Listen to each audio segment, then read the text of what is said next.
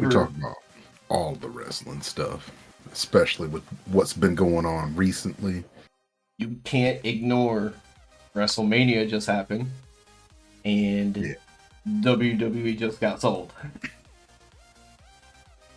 And Vince McMahon's mustache. And fair job. He just somehow became more of a villain.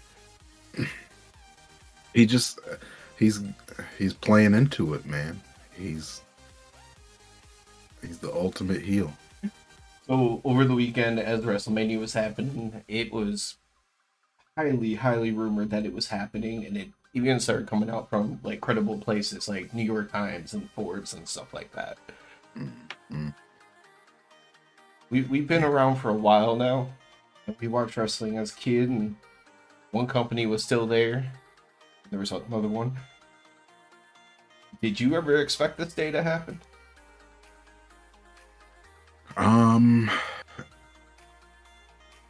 not at any point, but I also had never expected Vince to not be in charge of everything at WWF because that's just how it's always been, like my entire life. So things are just changing all across the board. But yeah, I don't think I ever would have actually expected it to be sold. And when we were younger, both of his kids were very prominently involved, so you figured like there is how it's gonna go. Right.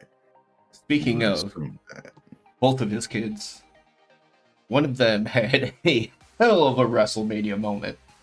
Oh, oh, poor Uh, Shane.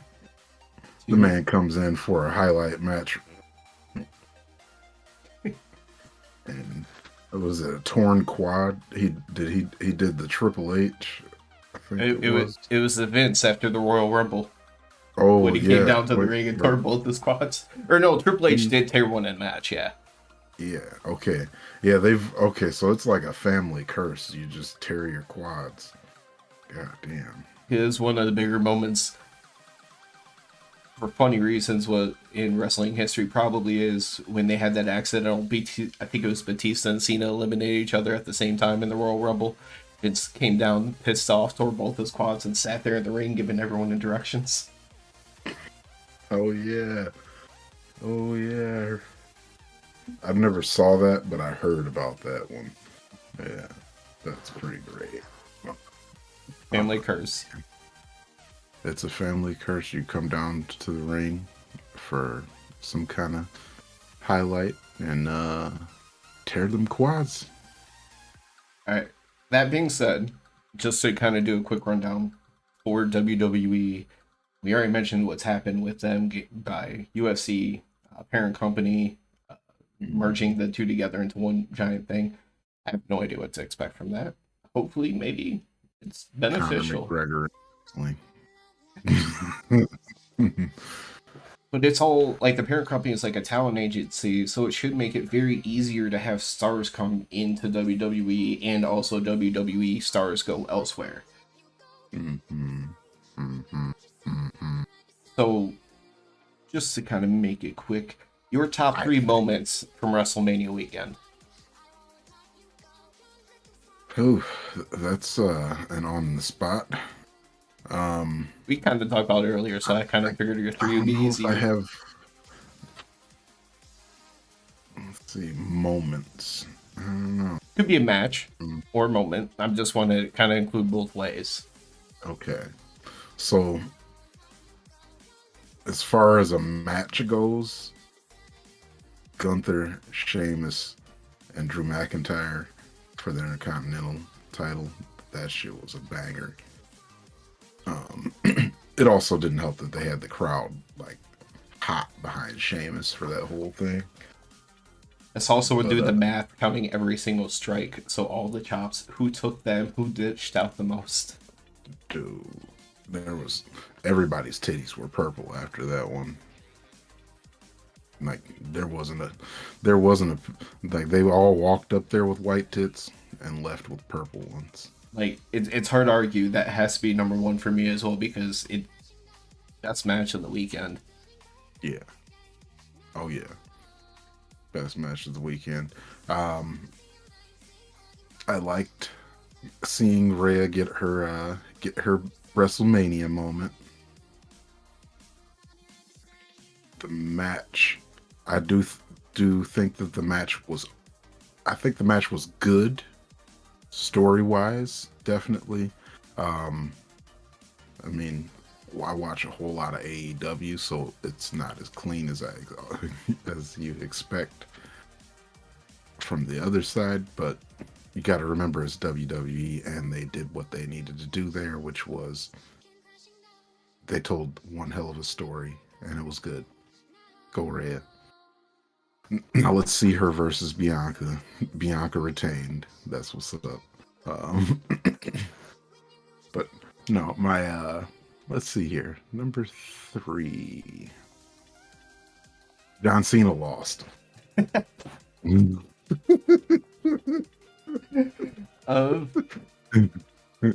For number 2, I gotta go with that same match because it was a great story.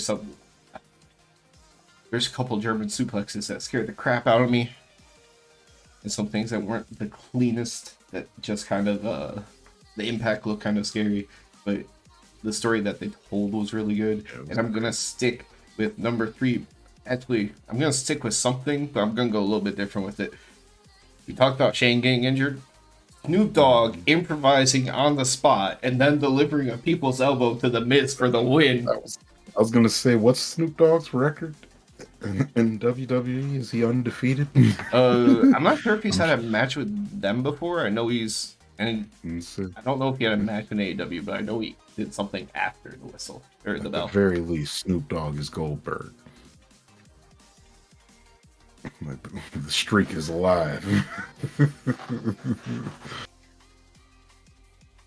That being said, Raw after Mania, it seems like everyone has been like universally upset with it. That lacks so much of what you used to expect from it. And the reason, they like usually set stuff up on fire, or they usually end every story with a bang, or they're like, here's the new story, get ready. They didn't really do that, apparently. Return surprises, call-ups, everything. Reason I want to bring that up is because there was a name that was heavily rumored to possibly be showing up between that weekend and Monday. That was Jay White. Yeah. Everyone, like every little bit of wrestling media, all the messaging boards that you can look at, everyone was, oh yeah, Jay White's going to WWE. Jay White's going to WWE. He's going to be the big reveal at WrestleMania. We got through all of WrestleMania weekend. I watched the whole thing. That's a lot of hours. Hence, I mean, other than a nap, because I definitely took a nap at some point there. But yeah, I watched that whole thing, and there was no Jay White on WrestleMania. I watched Dynamite. He was there right away. There was a Jay White on Dynamite, though. Hey. It kicks off the show with one of the fan favorites, the Ricky Stark, coming out to the ring for his match with Rock Hard Juice Robinson. Rock hard. You gotta get a little in there, you know, when you say it. It can't just be rock hard. But you also have to put the match part in quotations. Well, I said it was supposed to be a match. Oh, supposed to be a match. Or he was coming down 4-1, but yeah. Mm-hmm. Who was the second person we saw on our screen tonight, Range? The second person we saw tonight? We got to see. Wait. Because the music hit and Jay White came out on stage and Juice attacked from behind. Because you saw Ricky and Juice first. Are you talking about the promo video? The show, when in the beginning, we definitely saw Ricky and Juice. Juice never had an before Jay. entrance. But didn't Juice come out before But Jay? Jay, I thought Jay was already on the stage. Okay, so timing might be off on that slightly. Whatever. I think Juice was already out there. That sounds like I think the third person we saw today was Jay White. Yeah, I just remember like the shot from far away and him coming out onto the stage, and then they cut in closer and Juice was attacking. That's just how I remembered. That's why I thought it was that way. Could be wrong, but yeah. Either way, they kicked off the show with Jay White, the guy who everybody expected to show up a few days ago. Yep, on WrestleMania. But they didn't say Jay White is all elite, but that pretty much all but says Jay White is all elite. Nope, the tweet is out there. The tweet is out. Okay. The tweet and graphic is out there. The Twitters are happening. Okay. Jay White is all elite. I already retweeted it. Oh man. But yeah. I don't Twitter you guys. They just basically attacked and beat up Ricky, and that match never happened. Yeah. So Jay White's first thing in here is going to be Ricky Starks. Okay. I'm with it. Kind of what you expect. Like somebody on that decent level of stardom who you kind of believe can win any match he's in. So it's going to be kind of there. No, it would be real surprising is if he spoils Jay White's first match. Like beats him. Although that would be bad for Jay. So bad. Yeah. I think you would have to give him his first match. Which is why I'm now thinking maybe you don't. But then again, I guess Ricky can eat loss right now because he's beat every heel. Or, you want to know what happens? But in jail. Action Andretti shows up to help out again before a match ever happens.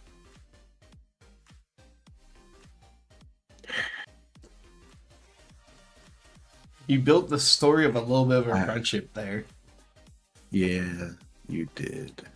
You did. I just don't think Action Andretti is on that level. And that's why he can lose. Yeah, I guess, you can bring out Action. Yeah, let Action Andretti eat Jay White's first win. And then they can do like a tag team thing. You know, I'm just thinking wrestling trope wise, where again, Action Andretti eats the pin. Mm-hmm. Until Ricky can eventually have the big one-on-one match. That would be hot. That would be so hot. I'm just excited for Juice. That would be so hot. Yeah. Are you rock hard for Juice? So rock. Because like obviously Jay White coming in is a big deal, so you're excited about that. But what this means is, as opposed to just kind of lingering about and not doing a whole lot much of meaning, Juice has a purpose now, and he's gonna get used. He's gonna get used up. But yeah. So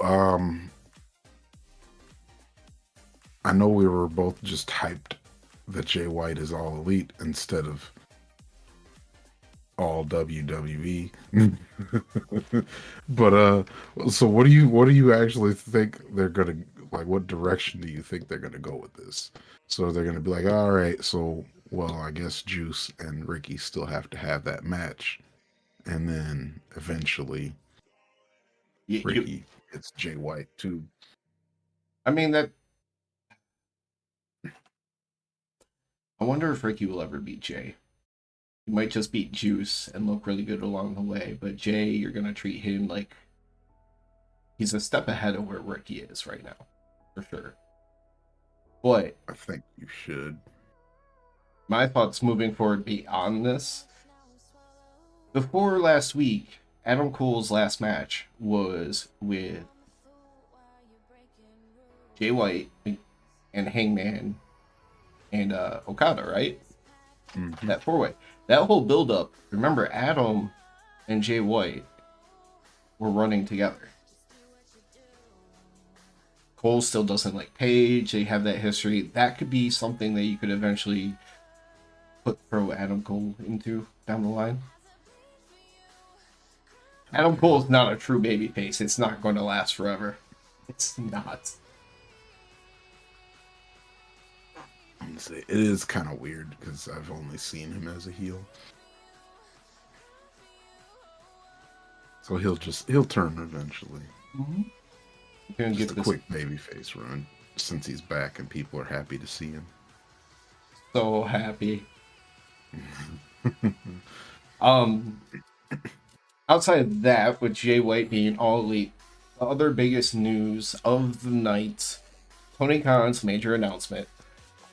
I honestly thought I wasn't going to be super excited about it because one, the last one was very disappointing, and two, it doesn't really affect us, or so we thought. Yeah. It definitely does. Because one show that we've been saying that we're pretty much going to be trying to make every year is All Out In Chicago.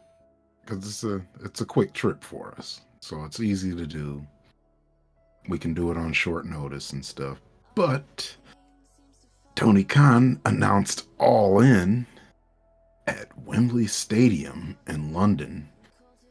Which, holy smokes, that place is massive. How it's going to be empty. I saw that they said 90,000 for soccer.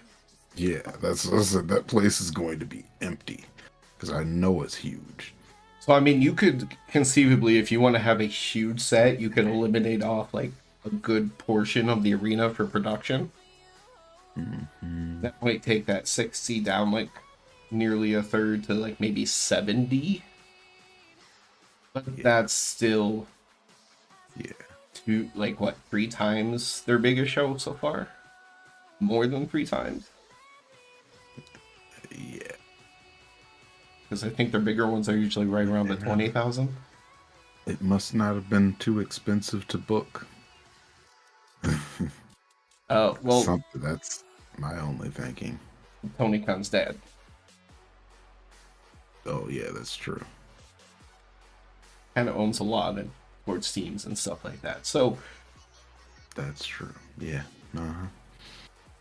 So this is happening August 27th, the weekend before All Out. I don't know how you necessarily run 2 of those unless you treat it like a night 1, night 2 event. Yeah. And when we were talking about it during the show, I said I am almost 100% certain that there's no way they're going to be doing a major show in one country and then another major show in the next country a week later. That's almost a hell no.